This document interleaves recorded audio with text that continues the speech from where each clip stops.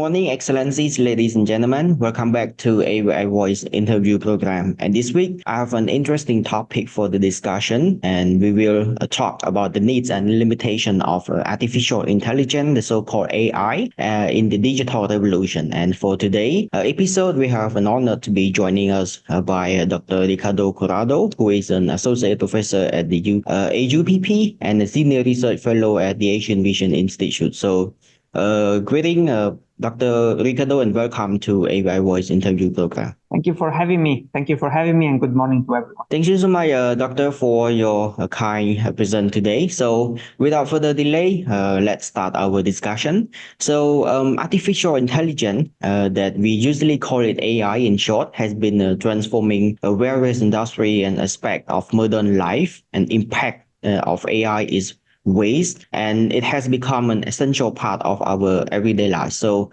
before digging deep into our topic, could you briefly define the term artificial intelligence and digital revolution, please? Yeah, sure.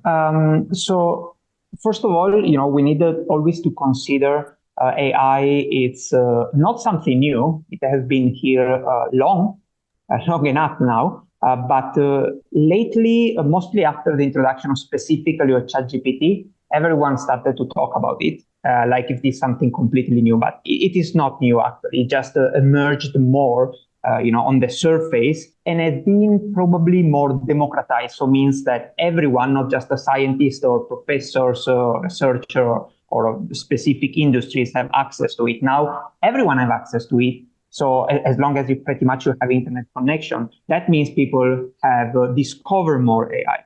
So just to give an understanding of AI, trying to be a little bit schematic, but also a bit general, because otherwise we go into very deep technicalities of it. We can make a classification. Classification always helps people, right, to understand, and helps also me to understand.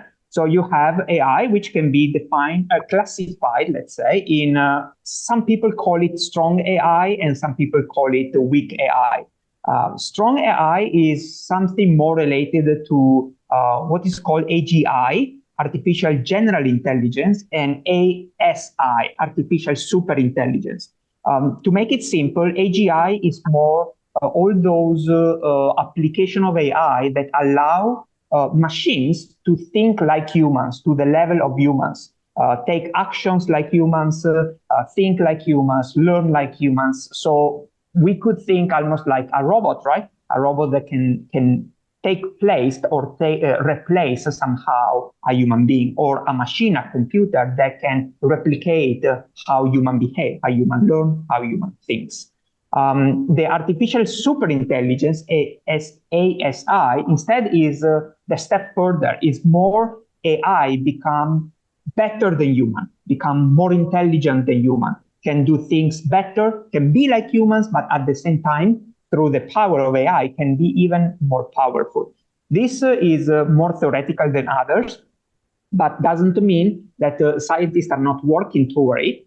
And probably, when you hear some specific people talking, oh, the machine will take over and, they will start to harm people, we need to think about that. They talk more about this aspect. So the ability of a machine to be like human, but being better. That is go under this category of strong AI, but I think that is more toward something for the later. I think what we need to think more and talk more is about what some people call weak AI, so the classic AI application that we see nowadays. Under that, so under this category, we can find the different application of AI, which is in general, is like the broad term. Then a sub-discipline of it is machine learning. Under machine learning, you have supervised learning, unsupervised learning, semi-supervised learning, and reinforcement learning. And under machine learning, you have what is called the deep learning, which is nothing more than a neural network with more layers. Now, I just to give 30 seconds of insights without going too deeper, but otherwise people listen this and say, okay, what is all this term?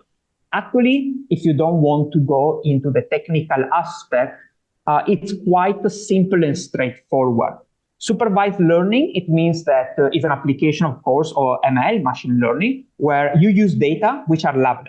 So, for example, you give a cat, a photo of a cat and a photo of a dog, but and you feed them to the machine. And this algorithm knows that the photo of the cat is a cat because you labeled it as a cat.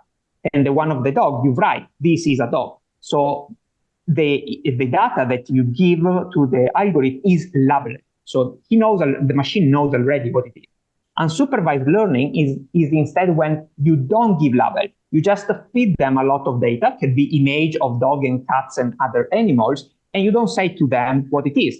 The model learn from specific features and they classify in clusters. So, okay, this looks all similar, so must be cat. This looks more similar, so it looks dog. This may be a monkey, this is a snake, whatever. Semi-supervised learning is a combination of the two. So first you train the model with some supervised, which means data label. The data have some labels, some names. And then after that, you increase the learning process with unsupervised. So it's a combination. And the reinforcement learning is when you provide feedback. So the machine do something, for example, a classification, and you as an external, you say, you are wrong or you are correct. And through this positive and negative feedback, the machine learn. Also human learn like this, by the way. You know, when a kid do math and you say, oh, that's wrong, you give a feedback.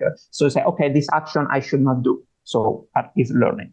Deep learning is nothing more than similar to this, but it uses a neural network, which I will not describe what it is to not complicate things, but neural network which are deeper, so multiple level.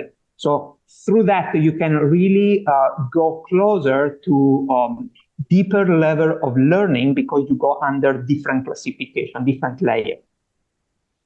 This is just an overview of AI and the subdiscipline of machine learning, deep learning. And nowadays, this, but not only this, are applied to make the processes, whether it is in governance, whether it is in business, whether it is even to our normal life activity, to be more efficient, to be more automatized. And that it is part of what they call digital revolution. So where you are doing things in a certain manner, and now you transform the way of doing things using automatized processes, using data. This data can be used for learning insights from it and taking decisions. It can be used for automatizing processes. It can be used to maybe guide you or guide your decision process. It can be maybe used for learning things, see patterns that maybe even experts could not see. It could be used for reducing cost of production. It can be used to increase connectivity, etc. So there is a large field of application.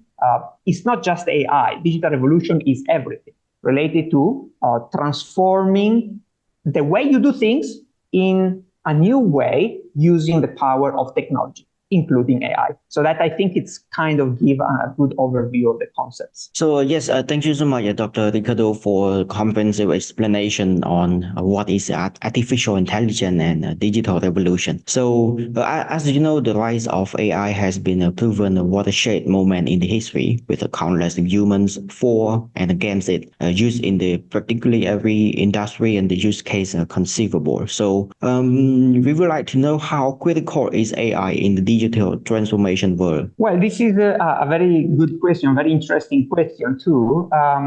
Well, let's say that definitely AI is an essential component of it.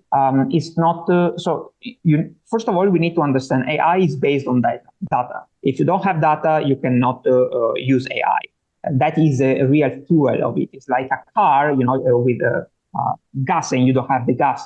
So systems, and that is also one of the aspects of criticality.